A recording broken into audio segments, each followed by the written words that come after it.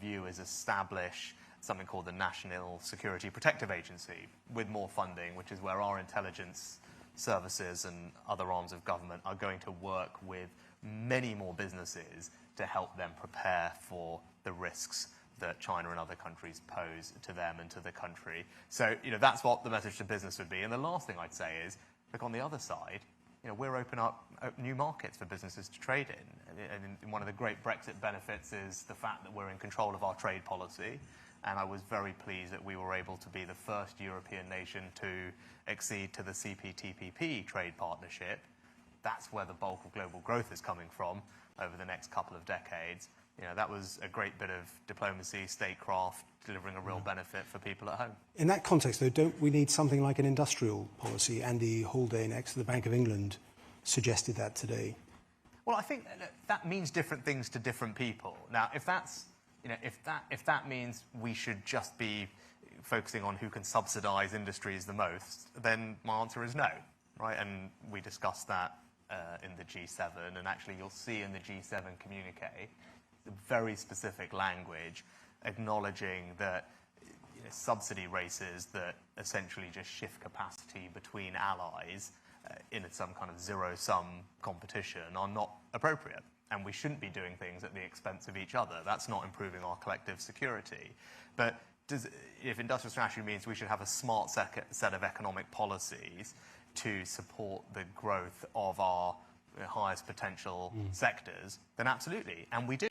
And the Chancellor has spoken a lot about some of the growth priorities for him. We'll be talking about life sciences just this week. We've talked about our digital industries, financial technology, creative industries, clean energy, advanced manufacturing. Those are our kind of blockbuster high growth industries where we have world-leading positions. And it's in all of those, we have a clear strategy. But it's not just about subsidies, it's about smart regulation, it's about skills. So I think in those big growth areas, we do have very clear plans. And as I say, on each of those, the Chancellor is holding a particular day to talk about it, and we'll be doing life sciences this week. How do you evaluate the threat or the risk from the IRA, the Inflation Reduction Act in the US, which is essentially mass industrial subsidy? Are you confident UK's got the right approach? Yeah, I think, look, on this, we should feel collectively very proud. When it comes to this topic of climate change, who has the best record of reducing carbon emissions in the G7? It's the UK, right? By a margin. And we've done that at the same time as growing our economy. So if you look since the 1990 baseline, we've reduced carbon emissions almost 50%. We've grown the economy almost 2/3. That is a better record than anyone else. So we should feel good about our approach. It's worked. And if others are catching up, if others are keen to focus on climate change as well, that's good. I welcome it. But, as I said, and we discussed this specifically at the G7, and you see it in the communique, policies that descend into protectionism at the expense of allies, zero-sum competition that just harms each other, isn't the right approach. But as you'll see, what I've just said has been agreed by our partner countries as well. Now let's move to Ukraine. You've seen a lot of President Zelensky recently. What are the prospects this spring for success?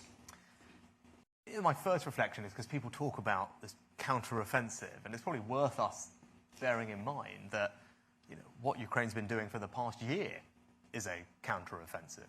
Right? And over a year ago, they were invaded, and they've actually recaptured a large chunk of the territory that was initially seized from them. And so that's the first thing we should acknowledge and pay tribute to them, because many people, including maybe a couple in the room, and were of the view that that probably wouldn't be possible, and this would all be over in 3 weeks, and Russia would just run through it. And so we should take a moment to pay tribute to them for that. And then in particular this winter, not only have they held all the ground, withstood aerial bombardment of their people and their civilian infrastructure through a hard winter, they've also managed to rebuild their energy grid and prepare for this counteroffensive, right? So just to get to this point is incredible. And their bravery, their resilience is something we can all admire and be inspired by. And then I think they have every chance for success because we've worked hard with them to develop a plan that we think can make a difference. And then we led the charge on making sure that they had the resources and the capabilities to deliver that plan. You know, we were the first country to provide main battle tanks. We were the first country to provide longer range weapons. You know, we've helped with air defense. And those type of capabilities are what they need for this to be successful, as well as training many of their soldiers, including those in tanks and Marines. So, you know, I think we've played a leading role. We should be proud of that.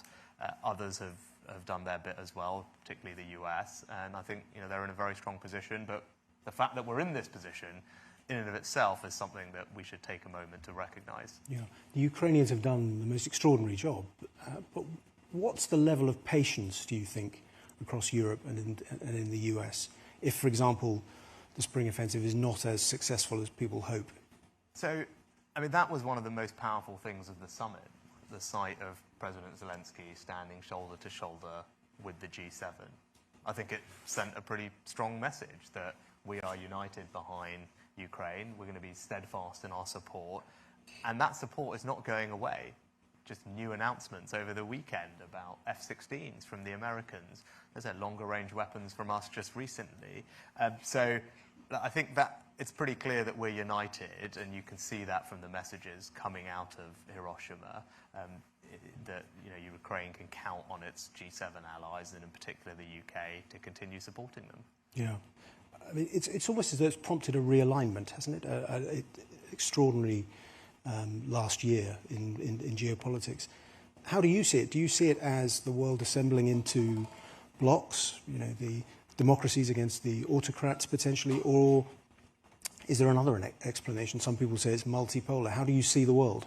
So I think one of the striking things is this is G7 obviously in Japan in the Pacific. And I actually paid particular tribute to the leadership of Prime Minister Kishida and Japanese people. Australia is in the same boat. But what we've seen with the Ukraine conflict is that everyone has realized that security is indivisible between the Euro-Atlantic theater and the Pacific. So you've seen all these Pacific nations, whether it's Australia, whether it's Japan, doing their bit to support the effort. Why? It's because what are we ultimately fighting for? We're fighting for the rules-based order, and we're fighting for values that are universal. Democracy, freedom, the rule of law. We all cherish those things. And so whether you're in the Pacific, whether you're in Europe, people have recognized that those are values that are worth fighting for, even if it's not on your doorstep. And I think that's been quite a striking feature of it, and very welcome, actually. And what's your message to Putin and Russia in that context? It's simple. It's we're not going away. And we are now leading the conversation with allies about what longer-term multilateral and bilateral security agreements we can put in place with Ukraine to provide them not just with support for the summer, not just with support last year or next year, but long-term support that they can count on. And there's lots of different ways and forms that that can take, but we are leading and shaping that conversation. You know, why is that important? Well, I think we owe it to Ukraine, but also I think part of Russia's strategy is to just wait this out, right? I mean, they thought this would all be over in 3 weeks. We're still here a year later, but they will be thinking, well, maybe we can just wait this out. As you said earlier, people might tire. Western democracies, they get bored, they'll move on. So part of putting these things in place now and making it clear to Russia that that support will be coming to Ukraine for years to come means not only can Ukrainians have confidence in their ability to defend themselves into the future, it also serves, I think, as a deterrent and a message to Russia that the waiting it out strategy is not going to work. And actually, the right and only course of action for them to do is to withdraw and stop the conflict. And how do you assess the threat to the rest of Europe? What happened in Ukraine and is still happening has prompted enormous change, with Sweden potentially about to join NATO, Finland having joined NATO. European security is now back on the agenda. Yeah. I mean, that was one of the great miscalculations that Putin made, that far from fragmenting the allies, it has strengthened them. I mean, he's ended up with Sweden and Finland on a path to NATO membership. He's ended up with an alliance that stretches, as I said, across geographies, 140 countries in the UN condemning Russia's actions, virtually isolated on the global stage, and then in a more hard-edged kind of slant on it, defence spending is going up everywhere, including in the UK, including in all our European partner countries. So, what Putin has done is catalysed a bunch of things that he probably thought would not happen and would prefer not to happen. They are happening as a result of his actions. And that is good for European security. These are, what's happening in Germany, what's happened in Japan. These are big changes. Sweden, Finland, right? These are huge changes to the security architecture that we were used to living in, and indeed the resources being deployed towards it. That is a good and very welcome step, given the world in which we're living. Yeah, well, let's touch on defence spending. You mentioned it there. The government refreshed the integrated review recently. Has the UK really got the balance right on geopolitics, Europe and the Indo-Pacific, and defence spending? Is the mix really right?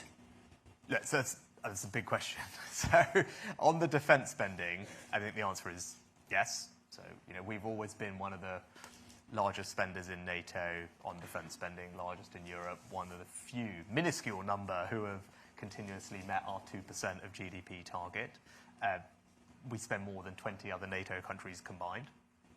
And then it's not just about the money, even though the money is increasing, and we're rising up to 2.25% over the next few years, with an ambition to get to 2.5% as soon as the economic and fiscal circumstances allow. Chancellor recently put £5 billion more into both the nuclear enterprise and rebuilding our stockpiles, on top of the record-breaking settlement that I gave the MOD when I was Chancellor. So the money's there. Then the next question to ask, well, is it being spent on the right things? Do we have the capabilities that matter? And the answer is we do. Right? We're one of 2 NATO countries that has the ability to deploy 5th-generation aircraft from sea. Right? We have a nuclear deterrent. We have an offensive cyber capability. I could go on. Do you have a fear on the army, which has shrunk a lot and may shrink again? Yeah, so the army will have a total force capacity of 100,000, split between regular and reserves. Now, the Defence Secretary is currently in the process of reviewing that, and there'll be a Defence Command paper which will be issued shortly, which will talk through all that. But ultimately, my job is not to second-guess the decision that our military chiefs are making. What I can say, and what we've delivered as a government, is record defence uplifts and a trajectory of increasing defence expenditure. And everyone should feel very good about that in absolute terms and relative to all our allies. How that is best spent to deal with the threats that we face ultimately is a question that our military chiefs will make. And as I said, I've ran through a bunch of capabilities that we need to have. And you could put AUKUS in that mix as well, with offensive submarines, aircraft carriers and a carrier strike group, et cetera, that's a decision that they will make and optimise our forces appropriately for that. Do you think it might eventually have to go quite a bit higher, actually? If 2% was deemed okay when history was presumed to have ended, after the end of history, I mean, 2.5%, 3%, or 4% in Poland's case, actually, this year. Are we not, as democracies, getting more into that sort of level of spending being required? Well, again, I just go back to what I said. We're one of the minuscule number of people that actually spent 2% over the last decade. Right? Virtually nobody else did. We have. We're spending more than 2% already, so we're up to 2.25% on an increasing trajectory to 2.5% as the fiscal and economic conditions allow. And because I think that's reflective of the threat environment having changed, as you said, right? We face a more volatile and uncertain world. We can see that. It's right that we're investing to protect ourselves. But as I said, it's not just about the quantum, it's about how we're deploying it. And again, whether it's with the army, there's a plan called Future Soldier, which talks about a more lethal, more agile, more deployable armed forces, as well as just the quantum of them, right? And that is a relatively new way of thinking about it, which is important. But I'm just going to because I know we're on time, but you talked about the balance between that and the diplomacy side, which I think is an important and interesting question. And I think in the environment we're facing, it actually is incumbent on us to, what we described in the integrated review, is to out-cooperate and out-compete our adversaries. And actually what we want to be able to do is shape the international environment that we're operating in, and relationships matter. And that's why I think we have invested very heavily in building diplomatic relationships in all three theatres, in the Atlantic, in Europe, in the Indo-Pacific. And you can see that just this week, the partnership that we've signed with Japan means that the UK-Japanese relationship is as strong as it's ever been, particularly on defence and security, where the arrangements we've got with them now, we are the only European country that they've ever done that with, and only the third country ever beyond the US and Australia. We're starting to have those conversations with South Korea. We joined CPTPP. We've got AUKUS. We've got the GCAP program for our next generation of fighter aircraft with Japan and Italy. And as you can see, whether it's the Windsor framework and other things, or deals with the French and the Albanians on illegal migration, we're diplomatically operating in all theatres, delivering benefits for people at home. A very quick final question. About Britain's place in the world.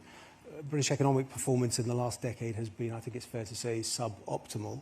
Now that has consequences. We've talked about defence spending. But given that backdrop, how do you respond to those saying, naming no names, Simon MacDonald, that Britain has a declining role in the world? So look, I'm going to gently push back on the economic one first, in the sense that, well, if you look, what's happened since 2010, and actually new IMF forecasts out today, which are a big upgrade in UK growth, which has been systematically underestimated for many years. What is the record since 2010, right? Well, the record is we've grown just the same as Germany, faster than France, Italy, and Japan, and only behind the US and Canada, right? That's the record, right? Is that suboptimal? Great, of course we always want more growth, but out of all the people who have to import energy, we're top of the pack with Germany. So that's the record on growth. And during that time, what else have we done? The Chancellor had an excellent op-ed recently, which kind of went through some of the greatest hits. We've created Europe's largest life sciences sector. We've got one of the world's best creative industries. Clean growth we've got the second largest installed base of offshore wind. We've got strength in financial services that's world leading, and I could keep going. We've created more unicorns and digital investment in this country than France and Germany combined, right? So that's the economic record, and we should actually feel very good about it. And when I was in Japan last week, what did we announce? £18 billion of new investment into the UK from Japanese companies. Enormous vote of confidence in us. Just a few months ago, PwC did a survey of 1,000 global CEOs, more than actually, a few thousand from 100 different countries, asking about investment destination. Number one European destination? UK. Third globally behind the US and China, right? So that's the economic side of it. Look, on these narratives, and I addressed this in Parliament yesterday, and if people can have a look at my statement, what have we achieved in the last 6 months, right? Windsor framework.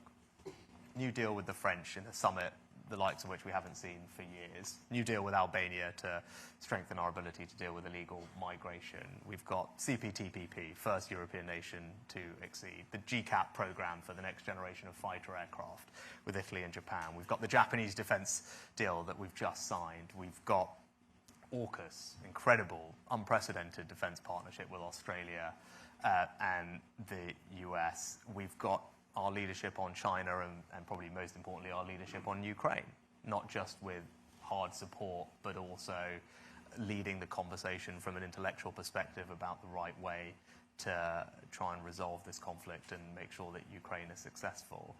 That's what we've just done in the 6 months. And I don't know how you can look at any of that, as I said, operating in the Atlantic, in Europe, in the Pacific, delivering benefits for people at home, whether it's tackling illegal migration, creating jobs, growing businesses. How can you look at any of that and say that Britain is not anything other than confident, free, and doing great stuff that's making an enormous difference in the world? That's what I see when I look at our foreign policy, and having spent a week with people from around the world, I think that's what they recognise too. Britain is absolutely delivering, not just internationally but domestically. We're a respected ally, and we're doing something that I don't believe any other country could do.